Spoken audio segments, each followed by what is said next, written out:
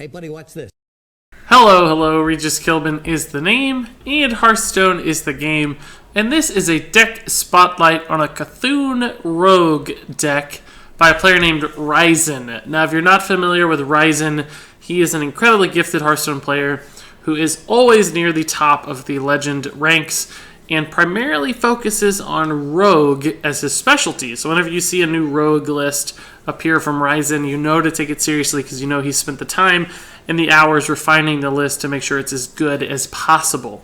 And this Cthulhu Rogue list is certainly no exception, and he even played this one up to the top 10 spots in the Legend ladder. So one of the 10 best decks in the world at some point this month, right? So really powerful stuff here. And I've been looking for an excuse to play Cthulhu Rogue because I think it's a fun way to play Rogue and has some cool tools, specifically the Blade of Cthulhu near the end of this list, which is a stupidly powerful minion that combines in ridiculous ways with Cthulhu. So this list is really my first foray into Cthulhu Rogue specifically. The style of this deck, of course, is a very late game oriented deck. You want to control the board through the early and mid game using a lot of the tempo plays and removal options that Rogue has access to, just to ensure that you don't fall behind, while simultaneously sneaking in minions here and there that buff up your Cthulhu, so you actually do have that nice Cthulhu by turn 10 or even turn 15. And then you also have some stuff in the mid to late game that allows you to draw cards and ensure that your hand is kept full and that you keep piling on the board in the late game with medium to large sized minions, allowing you to control the board before finally just winning out on the back of late game value and finally your Cthulhu often finding you lethal just because it will be so very big by the time you like to use it. So essentially this is kind of a miracle Rogue list that has been fused, or I guess even infused with Cthulhu cards. So a lot of the Miracle Rogue standards, like the early game spells, like the backstabs, the preps, the eviscerates, the saps, the fan of knives, even the Blood Mage Thalnos, all that's there in combination with a single Gadgets and Auctioneer. You also see the staples like Tomb Pillager and Azure Drake in the mid game. But then, of course, you add in all the Cthulhu cards, the Cthulhu's Chosen, Disciple of Cthulhu, Beckoner of Evil, Blade of Cthulhu, Cthulhu synergy cards with Twin Emperor Veclor, and then Cthulhu himself. So you have to cut some of that standard Miracle Rogue stuff to find room for all these Cthulhu pieces. So you kind of have two halves of two different decks fused together, but obviously they still are a cohesive unit and the deck still works really well. So I want to talk about some of the maybe more unusual or interesting cards in the list, particularly the one-ofs like Deadly Poison. This is just a card that gives you some early game board control potential if you have to rely on your weapon, your hero power, especially in combination with stuff like Eviscerate and the Shadow Strikes. You've got the Blood Mage Thalnos in there. Sometimes spell power makes all the difference. If you need that one extra spell damage to have a 5 damage Eviscerate or that 6 damage Shadow Strike, that's possible thanks to Blood Mage Thalnos and of course your Azure Drakes later down the line.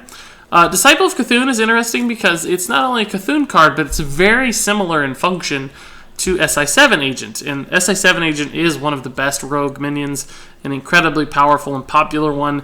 So you kind of get to double up your SI7 Agents in this deck, right? They're both 3 drops that do 2 damage to the board.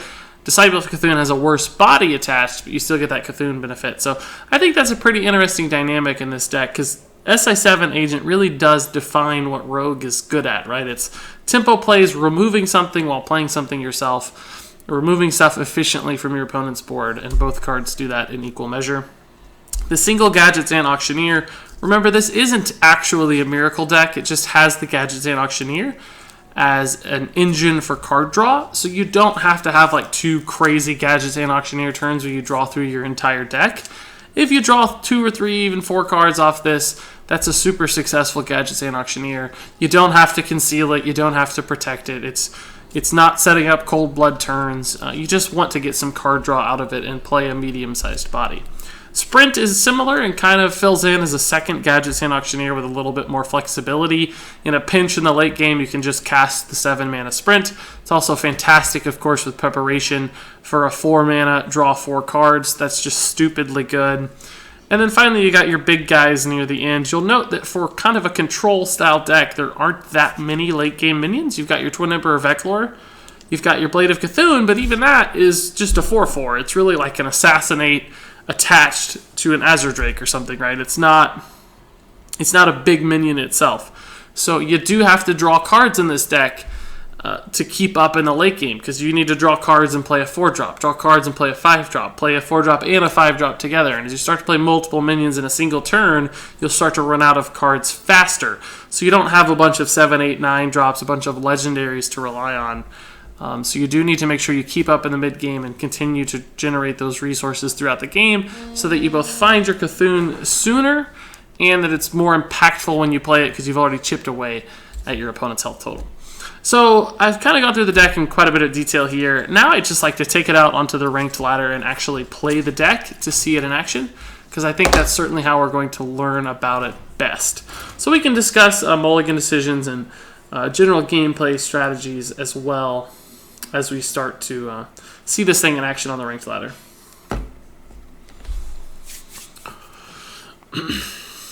And if you know, Miracle Rogue is very popular on the ranked ladder right now. You've probably seen a lot of Miracle Rogues if you're not already playing it yourself. But I personally don't love the current iteration of Miracle Rogue. So I haven't been playing that much Miracle Rogue, but I've been looking for a way to play more Rogue. And I think this deck could give both myself and people like you perhaps an alternative to Rogue if you weren't enjoying it in the past. Because this is Rogue, but it's like Rogue Light. It's really still just a Cthulhu deck, and you've probably played Cthulhu decks of other classes, and this one should feel similar in many ways. So here I'm actually going to just go ahead and go for a minion-focused play here in our mulligan. We've got the 2, the 3, and the 4. Obviously, the 5-drop would be a nice curve. We'd have a turn for every play, but this is likely a Zoo deck we're playing against. So if I find something like a Backstab or a Fan of Knives, some other utility spell, it might be nice. Eviscerate's similar. That'll be just fine. It's good against Imp Gang Boss, for instance. I do have the Coin SI7 agent, which will likely be very, very good. If I got a Backstab, I could use the Coin to coin out the 2-drop right now, but unfortunately I have to wait and coin out the SI7 agent next turn, so I'm a little behind on minions. He's going to be able to clear the SI7 agent with the other Imp. But he's down to 24 health already, so that's good for our eventual Cthulhu. We could actually just Eviscerate or play the Beckoner of Evil here. I'm kind of considering the merits of that. But next turn it doesn't really help because I still have to combo out the SI7 agent, and I don't have another way to combo it other than the coin. Because I'll have 3 mana next turn, right? So I couldn't Eviscerate SI7 agent, for instance. So I'm just going to go ahead and do it now. It's certainly not the most efficient play ever, but it is worth 2 Flame Imps, right? So it's almost as if the SI7 agent killed 2 mana worth of stuff and did 6 damage to his face, which, when you think about it, is really not a bad play at all. He has an Abusive Sergeant that he didn't use. He was going to Abusive Sergeant this and trade in, which is good to know. It's not going to alter my play. He could do it again this turn, obviously. But I kind of just have to play minions on curve at this point. I could have weaponed up and taken down the Divine Shield to deny the Abusive Sergeant. That's a weird play. I'm almost certain that might be a Power Overwhelming instead, and maybe he didn't feel like using the Power Overwhelming.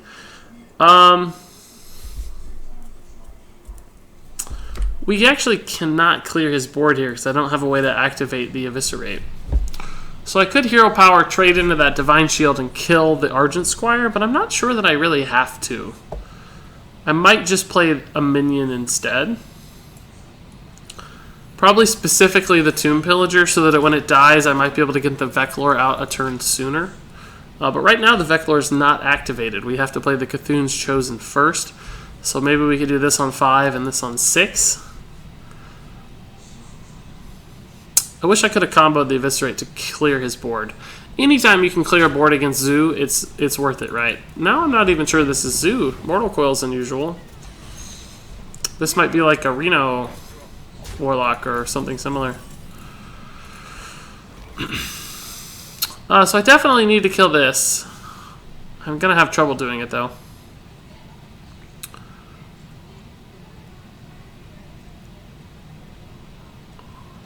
So I can do it, but it's kind of have to waste an eviscerate to do it, right?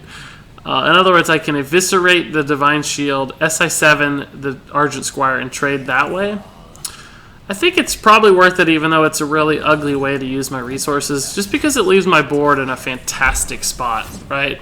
Normally, I would never want to use an Eviscerate as 2 damage Divine Shield pop, but he can't even trade into my board right now. Both guys are resilient. Obviously, he'll have ways to trade up, but we killed the huge threat. We put ourselves in a good spot. We still have plays following turn, so I think we're okay. Yeah, there's the trade up, obviously. Didn't actually help him any. That Divine Shield was useless. I mean, that knife proc was useless.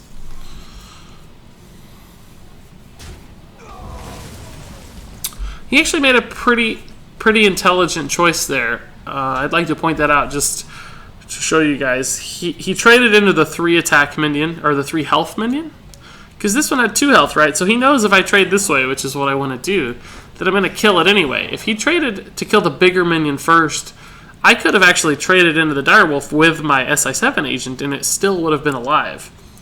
So he made a pretty smart read, assuming I didn't have a way to clear his board, which I probably won't, right? I don't think I can pull that off just yet. I could actually clear now. I could prep Evis to clear. It might be worth it, but prep sprint is so enticing.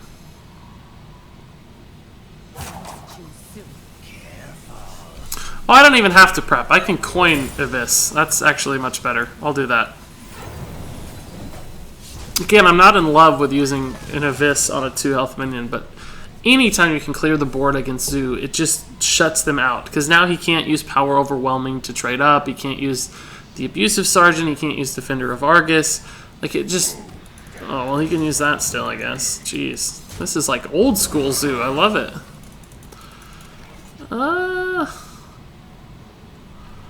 I can actually Hero Power Disciple of Cthulhu to kill that, but it sure doesn't feel very good. I think I might prep Sprint and then play the Disciple of Cthulhu. Could also just play both of these guys. He lost 1 Power Overwhelming when he played the Doom Guard and another Azure Knife Juggler. So a lot of his damage is gone, like burst damage. So if I use the weapon, it doesn't feel too bad. Problem is I can't fit everything together, right?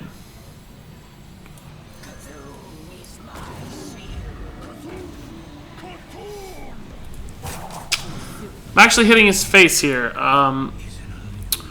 I could have hit the Doom Guard, right? But if it trades into anything, I'm still going to use my weapon to trade into the other half. So it didn't really advantage me to do it now when I could do face damage. He's really low, so kind of getting close to like maybe finding a way to kill the guy. It's a little scary. Gonna need that fan of knives off my prep, I think. Deadly's kind of good. Fan of knives here just ruins his day. I actually have a pretty good chance of getting it, just because I'm drawing so many cards. Second prep sap is actually also good. I may not even have to prep it out though.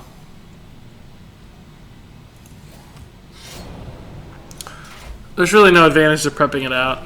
Since I didn't get the fan of knives, I'll just sap this guy. And I'll actually go face. We have our Cthulhu, right? So we're really close to killing the guy. Between the deadly poison and the Cthulhu. And we have a taunt to kind of hold ourselves up.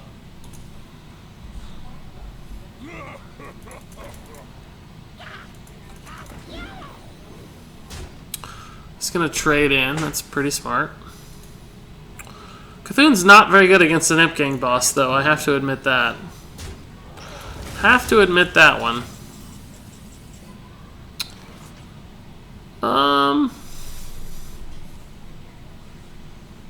Probably just Veclore Blood Mage here.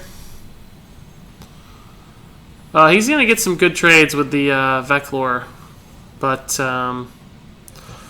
That's it's a necessary evil. I'm putting this out there not for spell damage or really even to have the body, but just to draw the card, because it might make a difference next turn. I'm probably going to Cthulhu next turn. And it's very likely to kill him. But there is a lot of stuff in the way, so it's certainly not guaranteed.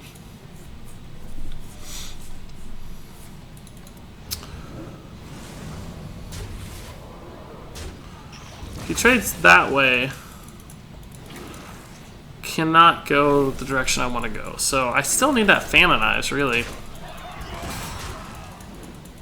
Interesting. He did not get to use... He did not summon a minion there because his board was too full. I think double backstab Cthulhu probably wins me the game, right? Can kill 2 guys. Actually, I'm better off just taking more health off the board. So I can take off 2 health here, 3 health total. That leaves him with 8, 9, 10, 11, plus 3 is 14. I actually do not have guaranteed lethal. Particularly if the Imp Gang boss gets hit, because it's spawning more dudes constantly. In that case, I might actually just save the backstabs. I have a way to get through this taunt, but I'm actually almost dead if this thing lives. But it's very unlikely to live, right? I'm going to use 1 backstab. I'm actually just going to use 2. We'll see what happens. This actually could go bad, but... See, that's the one we don't want to hit, right? We want to hit that last, or not at all. It needs to hit this guy! There we go. So we didn't kill him, but we put ourselves in an awfully good spot, right? He can't kill a 12-12 with 1 or 2 cards. Thankfully, it did hit the Darkshire Councilman. If not, he was going to have a potentially like a 9 attack minion to trade in. But as it stands, we can just deadly poison through that and win the game.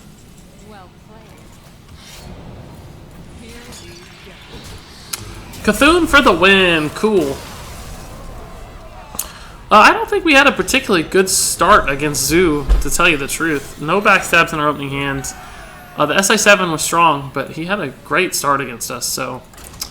it's a lucky win, maybe. Perhaps a lucky win. He actually felt like he had an awkward start, too. I don't remember what it was precisely, but there was some very unusual play. Maybe the Defender of Argus on the Argent Squire didn't seem especially efficient.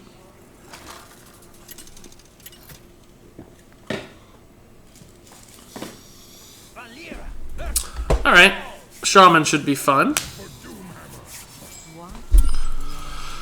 Alright, this is a pretty interesting mulligan, actually. It's not bad, because it guarantees that we won't get the big stuff that we don't want. It's kind of funny. There's really only like 5 or 6 cards we just can't deal with in the mulligan, and we got 3 or 4 of them, so it kind of guaranteed that we were going to get some lower cost stuff at least.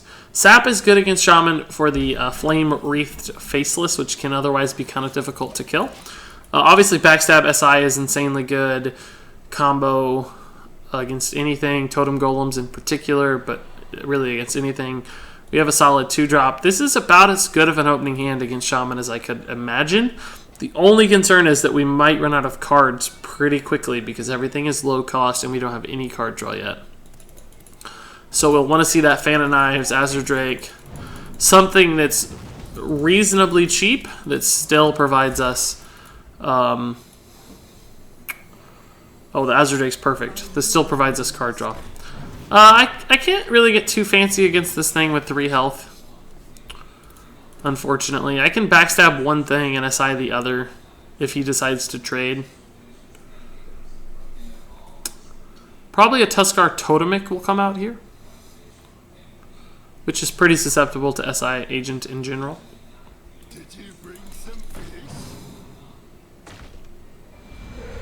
That's a really lucky draw. Wow. Yeah, greetings. That's so bad for me. It's really quite disastrous because not only did he enable that trade, but now I have a real dilemma about what to kill, right? I can kill the Flame Tongue, but then he gets like a free trade either way. Double backstab, remember, doesn't help me kill a 3 health thing. I guess I can actually kill the Tuskar and the Flame Tongue, so that's what we'll do.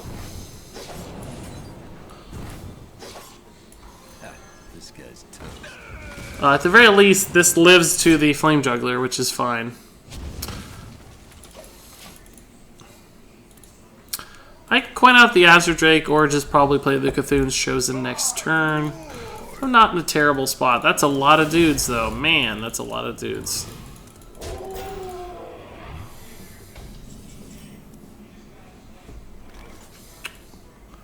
Yeah, the Cthulhu's is really no more susceptible than the Azure Drake to this board, so... the thing about the Azure Drake, though, I can play 2 in a row and I draw a card, so I might draw like a prep to deal with something. So we're going to go ahead and get that out. Like, Disciple of Cthulhu is sort of good. Probably not next turn, but soon enough. These next couple turns are really important. I need him to have like a hero power turn. Otherwise, we may fall too far behind. If he plays like another Spirit Wolf dudes, Feral Spirit, we're in trouble. Because there's just going to be a lot of stuff for me to deal with. I can sap anything big and scary. The light protects me. Hero power at least. Come on. Man. So that's a good turn on 3 mana. And he enables the free trades there. It's really good. We'll just Azure Drake again as planned. Deadly's not bad, but I can't Deadly and Disciple, so it's not good yet either. At the very least, this thing doesn't die to 1 minion right now. He could obviously put a Rock Biter on the Argent Squire to trade, but what can I do? I gotta play my guys, right? Gotta play my guys. I don't think the Totem Golem is worth the sap just yet.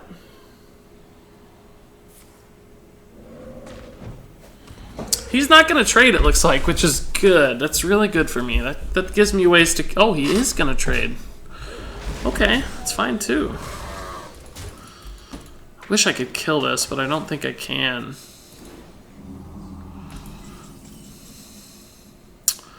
That's good to see. So I think I'll Cthulhu and Deadly here. I'll go ahead. Normally I'd want to kill something with more health, but technically those can't kill this, right? So if I kill the thing that can kill it, it might actually survive next turn to attack. And I can still kill the Manatide Totem, which is the priority target right now. We'll Cthulhu Sap, maybe, if we don't see any other options. Gadgets and Prep Sap would be pretty cool. 2 of those is really annoying, actually. I want to shut out his value. Taunt Totem would have been annoying too. That thing's annoying. Sapping it doesn't even help because it's free. That's super annoying. Wow, I can sap that though. That's a good sap target. Yeah, he should have he should have used the one that can attack this turn. So we can kill this, sap this, eviscerate this. That's a pretty good turn, honestly. We're just a little awkward mana though. I can kill this. I gotta sap this. It's just too big and too valuable. I know there's a sap coming here, so I'm definitely doing this no matter what.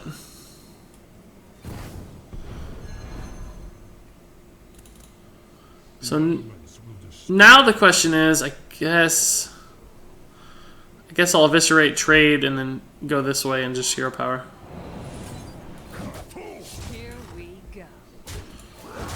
So I don't love our position, right? We're behind on the board. He has more mana and more cards.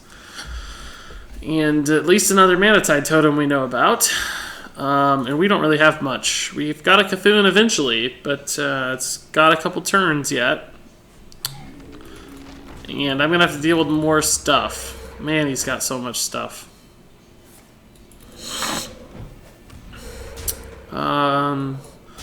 I might Gadget Zan just to stay alive.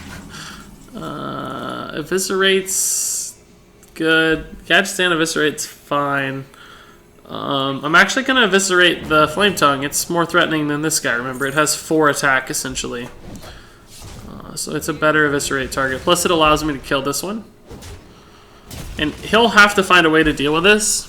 He might eat a Hex if he runs it. I don't know if he runs it. It might have to force a trade awkwardly. But he can't let this live, even though it's really not that valuable to us. That's one cool thing about this deck is that you might trick your opponents into thinking your Gadgetzan really matters. And certainly it's important, but it's not like core to your deck's success. You have other ways to draw cards, other ways to make things happen. So it did eat the Hex, so that means our Cthulhu might live, right? If I was him, I probably would have left that on the board and attacked first, but different strokes, etc.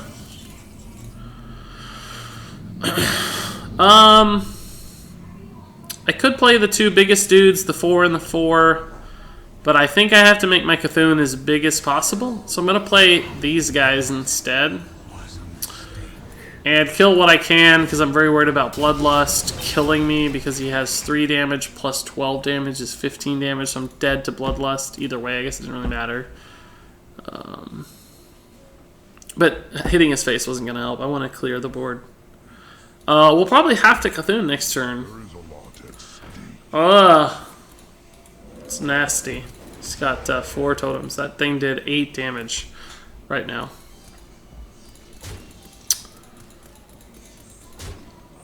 So I'm alive right now, but probably not. He has a rock biter or something, yeah. That was tough. Shaman is tough. We didn't see a Fan of Knives, like imagine an Azure Fan of Knives against those totems, right? Man, would have been amazing. But I don't know, that's just a tough matchup. We actually had a good opening hand, but we played it right. It's just nothing we could do there. Nothing we could do.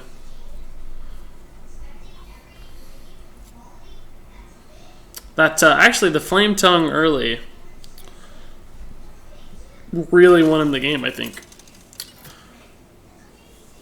Allowing him to trade into that Beckoner of Evil that soon actually made a huge difference. Alright, so we get to try again. Different guy, but probably a similar deck. Cthulhu and Blade of Cthulhu are way too slow. As you saw, we have to keep up with this guy. Unfortunately, Twin Emperors is too slow too. Prep is okay. Disciple of Cthulhu is okay. Tomb Pillager is okay. So we'll have to see what kind of start he gets out to. The best start, but we can actually kill it, so we'll go ahead and do that. No reason to really sit on that. We have a turn 3 play, so that felt pretty good. Hero power. Hero power. Trying to coax him into it. Hero power. Hovering over it so he knows I'm encouraging it. Probably has like Flame Juggler, Flame Tongue, Totem up there. He likely has a Totem Golem. I don't know why he didn't play that. Second Tunnel Trog. I can kill that again. Cannot kill that though. Yeah, so I'll just kill this one again. He's got a good trade next turn, but those things are scary, right? And if we can kill them when their attack is low, we're going to do it. We'll probably just play our 4-drop next turn, unless something for 2 mana looks appealing, like an Eviscerate comes through. Then we'll combo the Beckoner into the Abyss. Cthulhu's Chosen.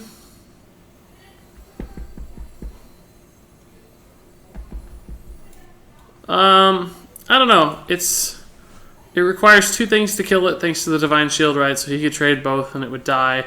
The same is true with his board right now. He could trade both and it would die. The only difference is Flame Tongue Totem. If I play this and he Flame Tongue Totems, it only requires 1 dude to kill it. If I play this and he Flame Tongue Totems, it doesn't actually help at all. I'm going to go ahead and do this one. The only hesitation I have is this one does give me a coin sooner, which gives me some flexibility, but there's really nothing I think I'd want to play for 6 mana that I wouldn't for 5. So the coin probably doesn't help this turn, right? He said, forget your dude, I'm just going face. So that's tough. So now we'll just go ahead and play our other 4-drop. Flame Tongue Totem be damned. We have to do it now. We need him to have a bad turn here. Hero power turn, that kind of thing. Totem, Tuskar Totemic would be tough. Thing from Below would be tough. We're not up to our Veclore yet, and it's not actually activated yet either, so if I can sneak in the Beckoner of Evil this turn, it's going to help a lot. Primal Fusion. It's pretty good. Did I forget to add the Fan of Knives into our deck? I have not seen it yet, so I'm feeling a little sad. SI7's sort of good. Sort of good. It's not the best, but it's sort of good, right? We can work with it. We'll kill the 5 health guy because I'm worried about being dead. Obviously, killing 2 health would have felt good as well, but he doesn't actually have very good trades here, right? At least right now. Flame Tongue obviously always changes everything, and I think we're probably just dead. He should go face. He should not trade. He should just go face. Why? I mean, just go face. Yeah, we'll have to play this, even though it's really quite weak. Can't even prep anything. That prep has been dead. I haven't seen an Abyss or any spells. So he has good trades, but we're at least alive for now. That's one thing. We can coin out the blade next turn too to remove like a thing from below, or a Flame Tongue Totem if we have to. Obviously, you want it to be bigger, not smaller. What is that, a Hex? Yeah, a Hex. Second Flame Tongue. Oh my goodness. This is another one of those instances where, I guess it didn't matter this time, he had to Hex first, but... So we're down to 2 health and he has that stuff on board. I don't think we have a way out of this game, right? I think we're just dead. Yeah, we're just dead. We can see this cool thing in action at least, right? But it doesn't do us any good. If we had a Preppy Vis, we would actually be alive, right? Because these can't attack without the other one. But unfortunately, we don't. It's cool seeing our Cthulhu get buffed, though, by the Blade of Cthulhu. It's one of the only cards that gives Cthulhu uneven stats, right? We buffed it with 5/2, so... Man, Shaman is rough against this deck. Curious if Ryzen ran into a lot of Shamans on his climb or not in high legend ranks, because there's certainly a lot where I'm at currently, which is a little behind because I'm playing too many goofy decks. But I'm gonna keep trying. We'll see. We'll play at least one more game here.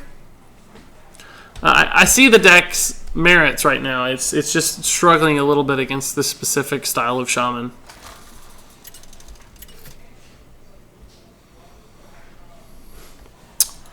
So we get another one. This happens sometimes. When you record these things live, you run into stuff like this. We're going to try again, though. We won't give up against the Shamans. We'll keep the Abyss.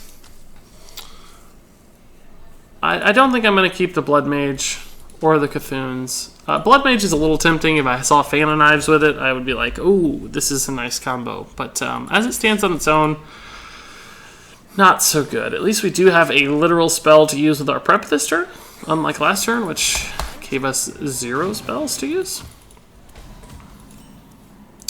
Not really feeling the urgency to kill that. No need to, like, shenanigan out a Abyss or anything. That's a little more annoying. But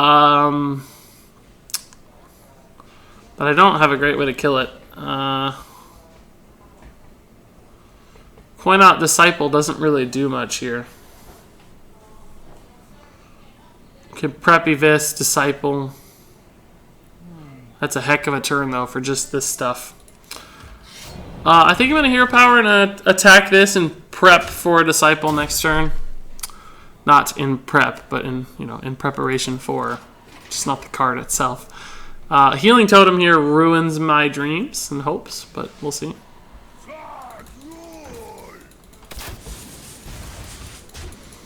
I'm already at 22 health. That's really rough, honestly. So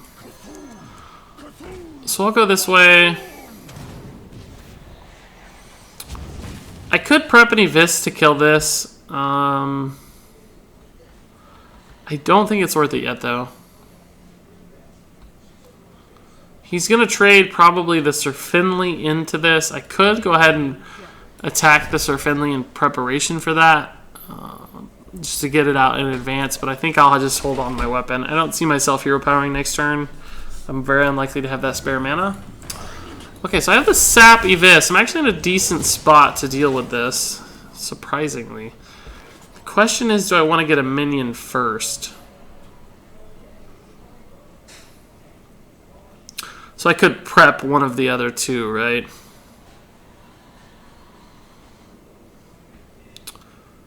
Could use Disciple of Cthulhu on Finley to save my weapon charge and save 1 health.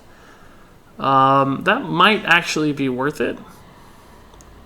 So I could do this and then coin Sap, prep Evis.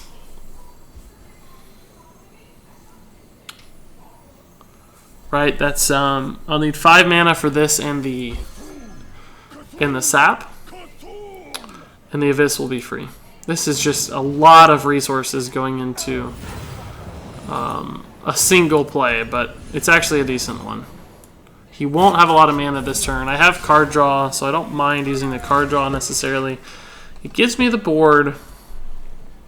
He can't play the Flame Breathe Faceless again, so I have time to find an answer. It's not a bad turn. He can keep hero powering me forever, but it does allow me to maintain the board at least. That's the one thing that can test my board pretty well. SI7 Agent doesn't help because I cannot coin it. So I gotta kill this, unfortunately. It's really, really unfortunate, but it's gotta be done. I can combo out the SI at least next turn if I have to.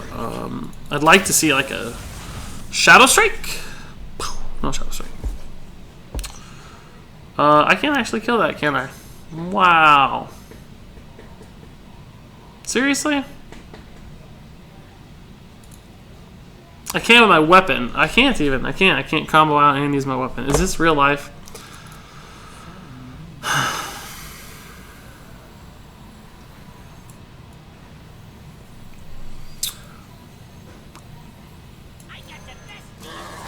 I'll tell you why I'm doing that. I'm hoping it has taunt. I hope he thinks it's so important that he sends this dude in to kill it. I might just be dead. Probably just dead, it looks like. Yep. Alright, so clearly,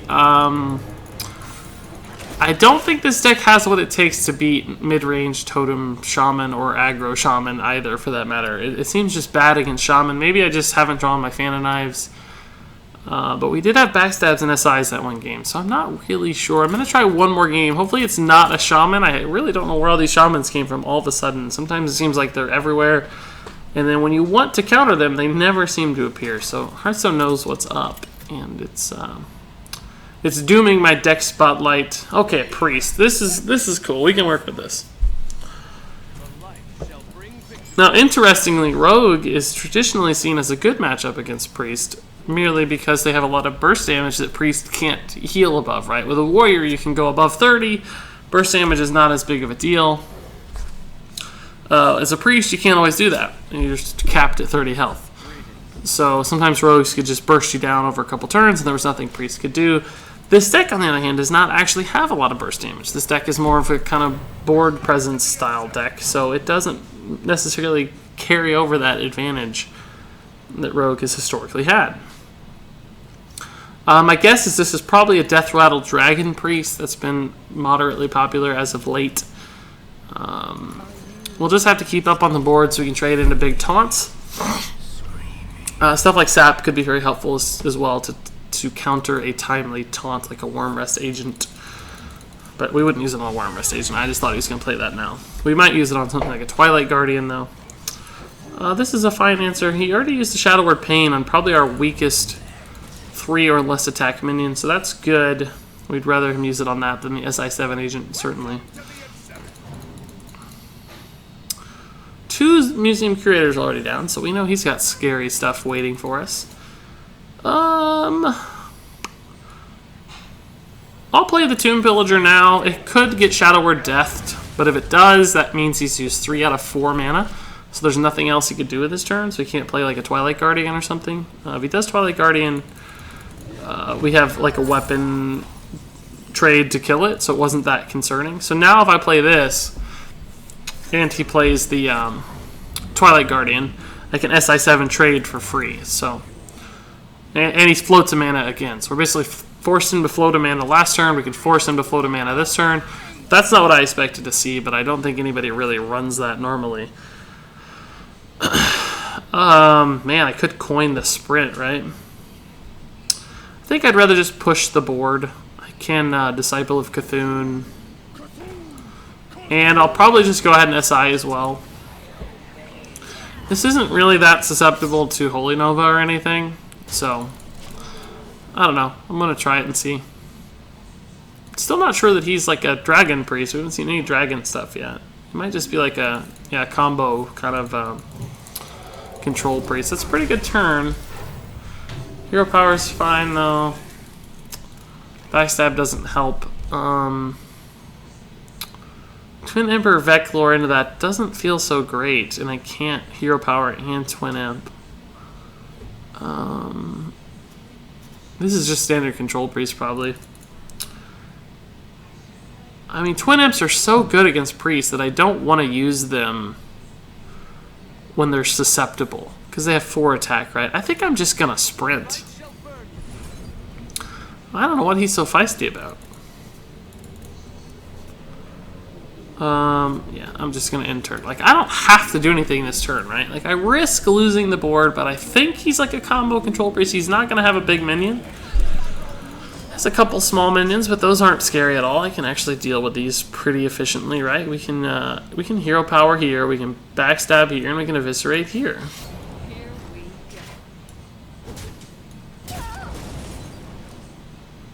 And we can even play a dude. So he's definitely going to have a N'Zoth, it looks like. He's got so many Death Rattle dudes. So we need to find a way to win, right? We probably can't just hang around until N'Zoth is here. Shadow Strike. Alright, that's something. This might be a good Twin Imp turn. It's not good against that at all. Not at all. I could just sap that Twin Imp, right? Like, I don't know, play it again, I guess. Then I'll have Cthulhu next turn, so I don't know, that feels okay. We've got another sap as well if something crazy happens. We've got 8 damage plus Cthulhu is 14, plus Deadly actually is 3, so we'd have 25 damage if he doesn't play a dude, but he did play a dude. We can sap that dude though. We could Shadow Word Death it to steal a guy, but that's not actually very good. That's not that good. It's 9 mana to kill a... It's 9 mana for an 8-12 swing. I guess it's okay. Not my favorite play in the world, though. I'll probably trade Deadly. Might Fan of Knives first to see what's up. I don't see the Fan getting a lot of value in the future. Oh man. Great timing, Shadow Strike. Not. Is that worth sapping? It's like a 7 mana 4/6. It's not very good. He's gonna have N'Zoth next turn, so maybe I have to save the sap and just make a trade here. I'm gonna go ahead and play the Deadly to get the damage out now. I don't think it's likely the weapon ever gets destroyed. We can actually like Cthulhu sap next turn, which is cool because we have so many coins and stuff and preps. We can actually Cthulhu sap Shadow Strike next turn to deal with his giant board that's almost inevitably going to come out when N'Zoth arrives. Spell damage Shadow Strike is insanely good here. Blade of Cthulhu is pretty cool.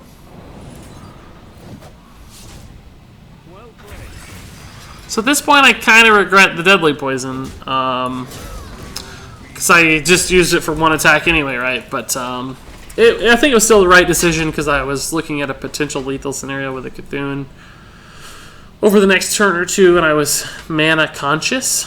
Play something big. Let me Blade of Cthulhu it. I haven't got to use this guy just yet. Entomb on the Azradrake. Okay, okay.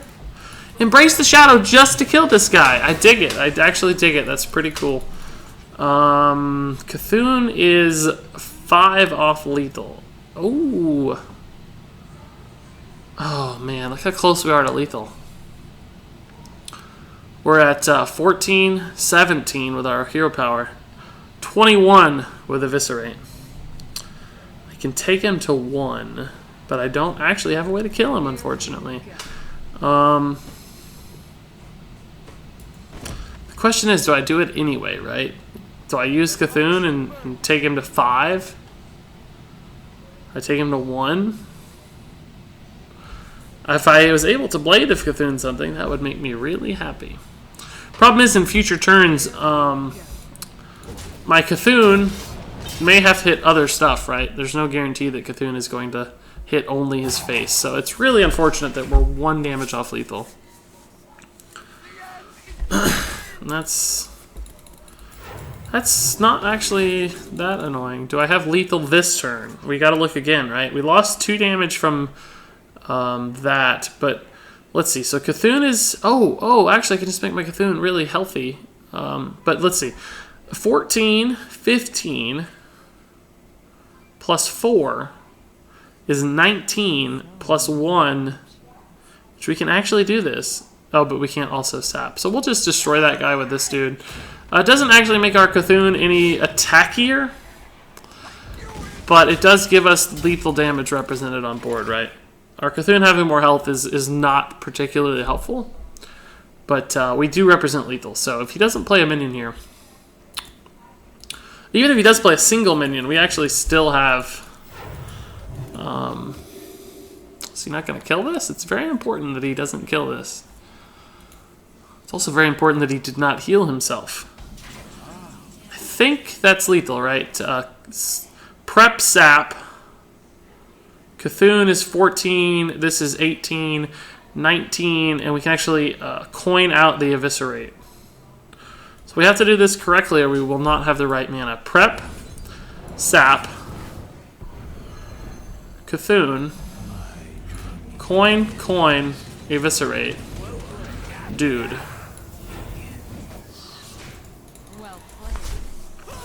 Alright, cool. I liked that. Yeah, so we made the right choice playing this guy. Like I said, it actually wasn't technically correct because we didn't add attack to Cthulhu, which is usually the goal, right? If you kill a Ragnaros, your Cthulhu gets an enormous buff. Against Priest, you don't really care about your Cthulhu's health because it's likely to get entombed or Shadow or Death or whatever it might be anyway, so really not a huge advantage there, but it worked out just because we needed that 4 attack on board and needed to remove that Doomsayer and set up lethal over a shorter time period. So that's actually going to do it for me and the Cthulhu Rogue by Ryzen. We saw it win a couple of games. We saw it lose a few games against Shaman as well, which is unfortunate, but you can see it's a pretty tough matchup. I even think we drew sort of well in 1 or 2 of those, so maybe just not the deck's strong suit. So if you're seeing a lot of Shaman at the exact moment where you're at on the ladder, maybe give this deck a pass. But otherwise, I think it makes a lot of sense. It's a lot of fun as well, and seems quite powerful because Ryzen, of course, did pilot the deck very, very high on the Legend ladder. So a lot of potential in this one, and really not even that expensive to craft. So if you have some of these cards laying around, definitely recommend the Cthulhu Rogue by Ryzen. Thanks so much for watching, and until next time, game on.